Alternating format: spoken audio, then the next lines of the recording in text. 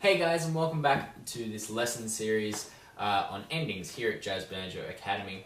My name's Jack Ray, and today we're going to be looking at the second part of our lesson series, and it's going to be another 4 endings here. Now remember, we're doing them all in the key of C. If you're playing along on a tenor banjo, we're tuned here in C, G, D, A. Now this first one comes from a tune called My Baby Just Cares For Me, specifically the Nina Simone recording of this. It's pretty simple. It uses a major scale and a major arpeggio. So I'll play it for you and you guys will hear it. 2, 3, 4, 1.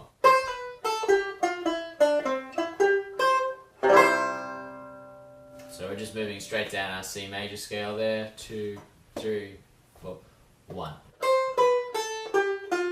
Then we're moving up our triad. Exactly like that. So let's try that in context here. 2, 3, 4.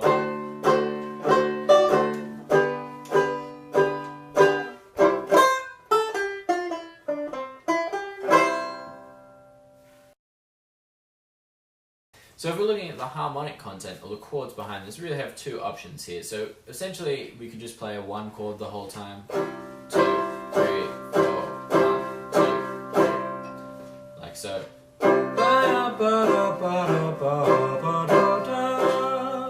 Like that. We could also put the 5 chord in there to give it a little bit more movement. So we're going 2 beats on C, 2 beats on G, C, G, C. Like this. So a variation on this My Baby Just Cares For Me ending is that we can put a chord in after this line as well. So again, 2, 3, 4, 1.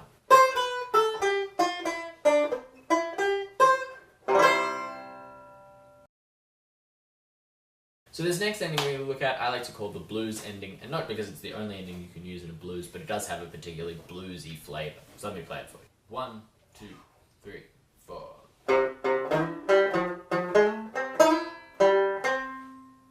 Okay, so for this blues ending here, basically we're going up our triad to the chords behind it. So we're going C, so we're going playing that root note twice, then the 3rd, to the 5th, which is G, then we move into our 4 chord, which is F, A, C, then we're going to sort of like a blues 3rd, so we're sliding from our flat 3 to our natural 3 of the scale. So E flat to E, then G, C, that's 5-1 to finish off.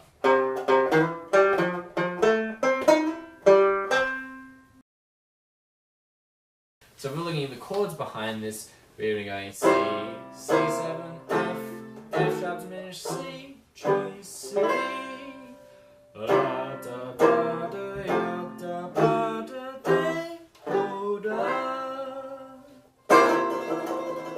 And like our previous endings, we can put in a chord after that line's happened. So going.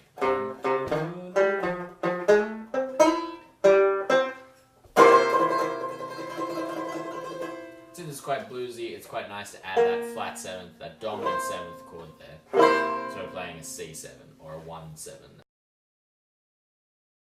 So basically the ending here is like a chromatic triad ending here. So basically what I mean by that is that we're going. So we're taking each note of the arpeggio of the C major triad or our 1 triad. We're going a half step below and then coming back up.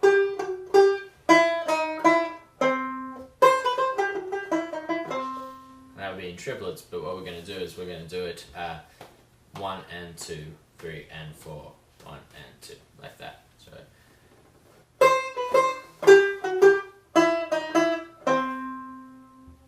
like this.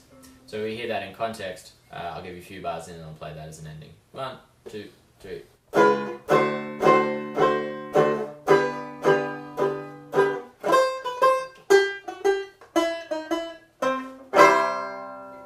We might want to add in a chord after that.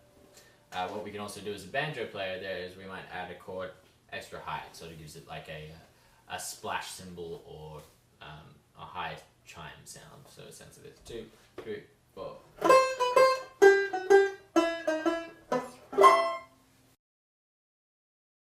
Now if we're looking at the chords behind this ending, really it's just C. Again, we could add maybe that adding that 5 chord there like that. So if we want to create more movement, we can add in that 1, 5, 1. All those notes are going to work against those chords, but you can also just hang on the 1.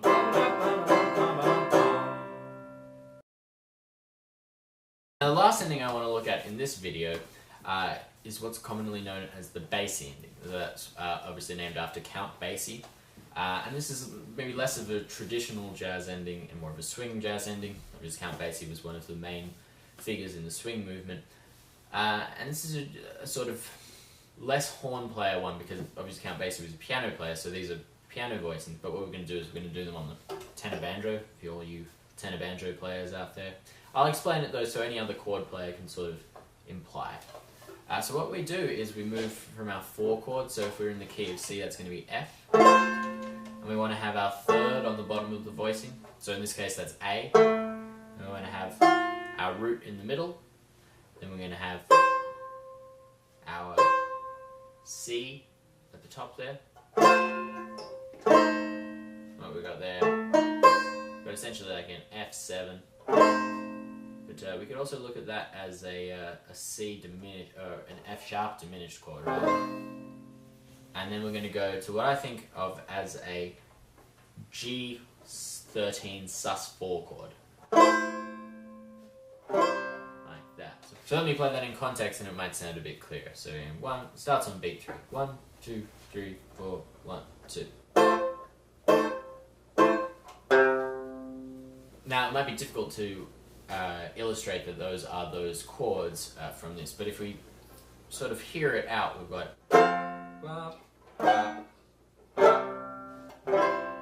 So that's how it's functioning. It's really going 4, sharp 4, 5, 1. But remember, we're keeping that C as our top note, which means that 5 chord would usually be a half step below, so in the key of C it would be B. So now we've got what's called a sus4 chord. And then we just play a low note there, sort of like a piano. So that's the best we can get. We could also do it up the octave, would give that last note more of an effect. So we're playing up here, 2, 3, 4, 1, 2.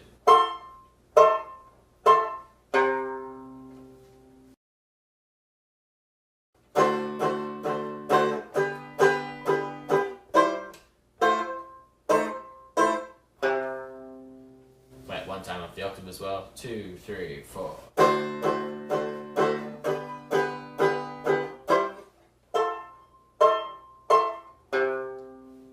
So that's the Count Basie ending on tenor banjo for you. Thanks for watching, and I hope you enjoyed that video on endings. Remember, that was part 2, so if you haven't seen part 1, remember to go back and look at that, and keep an eye out for part 3 as well. If you like this video, please click subscribe to see all the new videos here on Jazz Banjo Academy.